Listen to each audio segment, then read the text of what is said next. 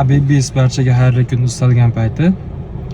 Ishlayapsizmi, charchamayapsizlarmi? Bugun bozordagi struktura haqida gaplashaylik. Biz qayerdan zaka qilishimiz va qayerlarni biz o'zimizga maqsad qilib olishimiz mumkinligi haqida o'zimni bilganlarim sizlarga bo'lishmoqchiman. Bozor, например, не важно, qanaqangi trendda bo'lishi, selmi, baymi ahamiyatsiz. Bozor kelyapti deylik, например, to'xtaldi, nimadir topdiki, to'xtaldi bu joyda. Qaytyapti orqasiga, nimadir sabab bo'ldi, yana mana bu yoqqa tushyapti.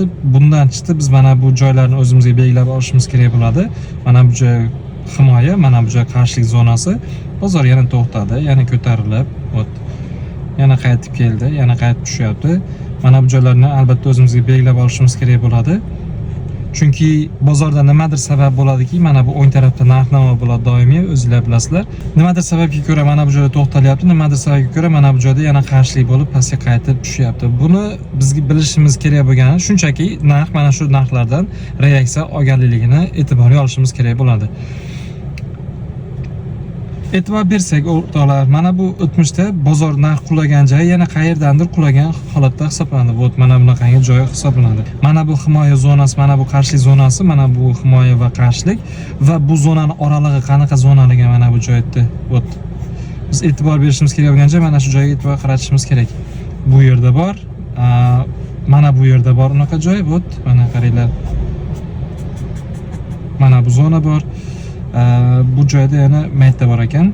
Mana to'rtburchak qilib chizib qo'yapman. Mana shunaqangi qilib chizilgan joylarim bu bitta svechani o'zida katta tushish yoki ikkita, uchta svecha bo'lsa ham to'xtovsiz, faqat ayiq va yoki buqatoy svecha bo'lib ko'tarilish yoki tushishi. Например, xuddi shu holatni men svechni chart ko'rinishda chizib beraman mana bu joyga. Misol uchun İçini bo'yaganim bu ayiqlar svechasi, ya sel svecha. Mana bunaqangi tushishlar bo'lishi mumkin. Ozgina soyadan qo'yadi, lekin so'rani to'xtovsiz faqat ayiqlari svechasida tushish. Bozorda agar mana shunaqangi joylarni ko'rgan bo'lsanglar, bozor katta ehtimol bilan kelgusida kelib bu joyni to'ldiradi. Turli xilcha strategiyalar bu joyni har xil nom bilan ataydi va har xil holatda bu joydan biz foydalanishimiz mumkin. To есть mana bu joydan ham, mana bu o'sha bo'shliq bilan mana bu bo'shliq bitta narsa. Mana bu bo'shliqdan ham va mana bu bo'shliqdan ham biz bir xilda foydalanishimiz mumkin. Bu joyda mana bunaqangi qarshilik va поддержка va сопротивление uryullari yo'q joylar.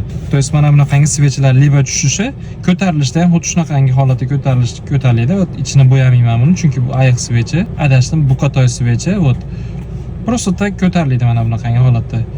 Hech qanaqangi to'xtalishsiz, hech qanaqangi yonida medveji svechasiz, просто tak ko'tariladigan svechalar.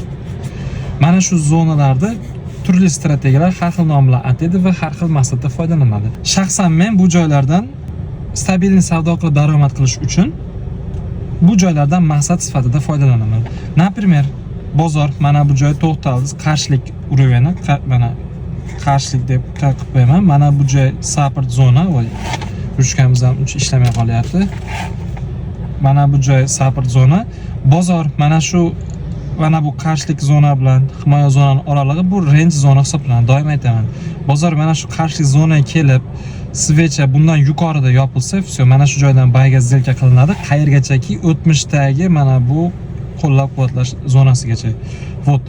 Mana shu zona men uchun hozir aynan maqsad zonasini atayapti. Men mana bu joydan bayga kirsam, zilkani mana bu joyda yopaman. Mana shu narsa haqida aytmoqchiman. Hozir bu kichkinaroq chizib qo'yilayotgan bo'lishi mumkin. Kattaroq chizishga harakat qilaman mana bu joyga. Qaranglar. Bozor tushdi, to'xtaldi, tushdi. Nimadir sabab bo'lib qachondir keyin mana bu joyda ko'ryapsizlar, qarshilik yaratdi. Birinchi qarshilik mana bu joy поддержка. Mana resistance zona, mana bu joy support zona. Bu zonaning oralig'i range zona bo'ladi doim. Bozor qachondir один прекрасный moment mana bu joydan buzib tepada yopilsa, mana bunaqangi holatda bo'yicha svecha. Например, 1 soatlik time frame 6 instrument bo'yicha gaplashyapmiz. Mana bu joydan yuqorida yopilgandan so'ng shu yerdan bayga kirib, bay zilka qilinadi yuqoriga. Qayergacha ushlab turamiz bu zilkani? Stop loss, допустим, aniq. Stop lossni mana bu joyga qo'yamiz. Ya'ni mana bu svechani tagiga qo'ysak ham bo'ladi. Doim bu narsa haqida sizlarga aytganman. To есть mana bu qarshilikda buzib chiqib tepada yopilayotgan svechani tagiga stop lossni qo'ysak bo'ladi. Bu agressivniy stop hisoblanadi, stop loss. Sal kengroq stop loss, kattaroq risk olmoqchi bo'lsanglar, xotirjamroq bo'lmoqchi bo'lsanglar, stop lossni lutchi mana minimum tagiga qo'ygan ma'qul. Ya'ni buzib chiqqan svechani boshlangan to'lqinda minimumiga. Take profit qayerga qo'yamiz? Take profit eng yaqin o'rtadagi qarshilik zonasiga bo'ladi. Eng yaqin o'rtadagi qarshilik zonasi mana bu joy hisoblanadi. Bu joy ham range zona.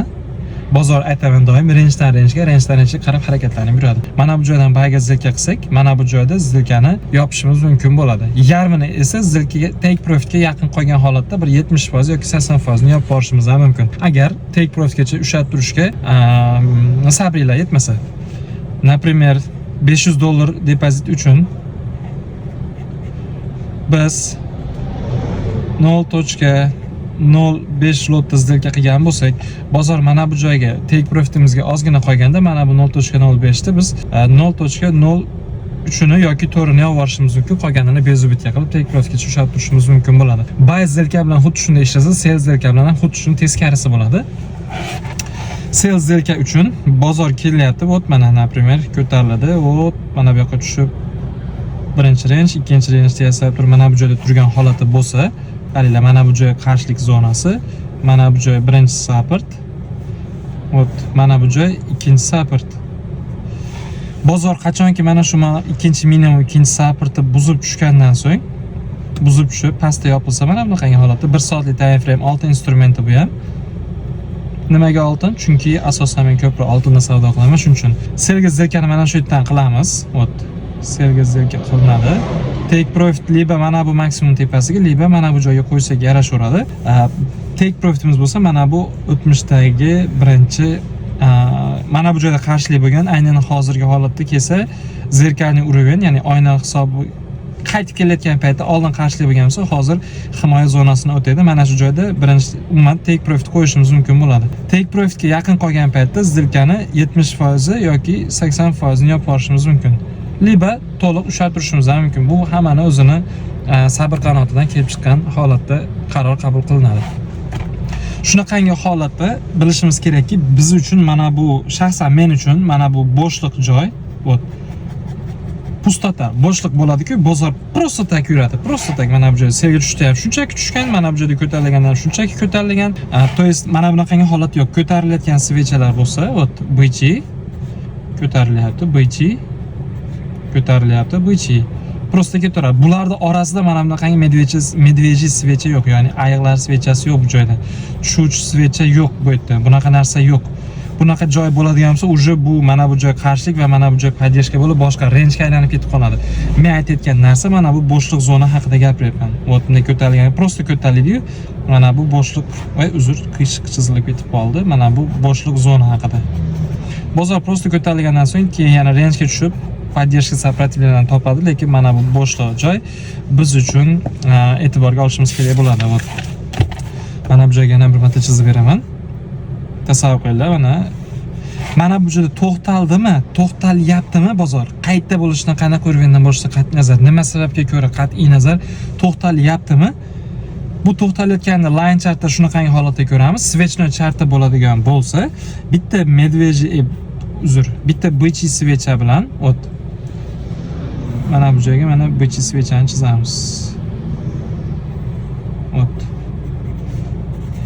Svecha ko'tarildi va orqasidan medveji svecha hosil bo'lib qolsa,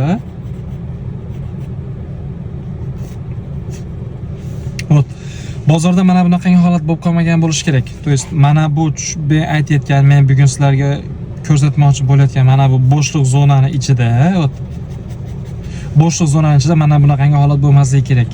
Svechnoy chartda, svechnoy ko'rinishda mana bu chunki qarshilik zona, qarshilik zona bo'lgandan keyin bozor yaqin o'rtada o'zini himoya zonasini ham topadi. Bu zona esa range zona bo'ladi. Bu zona biz uchun tekis joy hisoblanmaydi.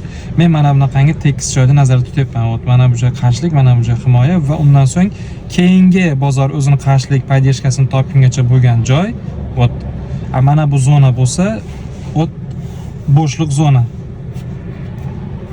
Bu joy просто tak yurgan bozor. Hech qanaqangi to'siq, boshqa narsa yo'q. Bitta svecha, ikkita, uchta, to'rtta svecha bo'lishi mumkin, lekin hech qanday to'siq yo'q. Mana shunaqangi zonadan shaxsan men bozor keyinchalik o'zini minimumini buzib tushganda ikkinchi rangeda o'zini rangeini buzib pastga yopiladigan bo'lsa, serga zilka qilaman va mana bu joy birinchi take profit holatida bo'ladi. Zilkani boya aytganda yarmini mana bu joyda yopib yuborishimiz mumkin yaqin qolganda, leba mana bu joyda yopsak ham bo'laveradi. Bu hammani o'zini xohish istagidan kelib chiqib qaror qabul qilsa bo'laveradi. O'rtoqlar, menimcha sizlarga nima demoqchiligimni tushuntira oldim. Qo'limdan kelgancha sodda qilib tushuntirishga harakat qildim iloji boricha. Yana qaytarib o'taman.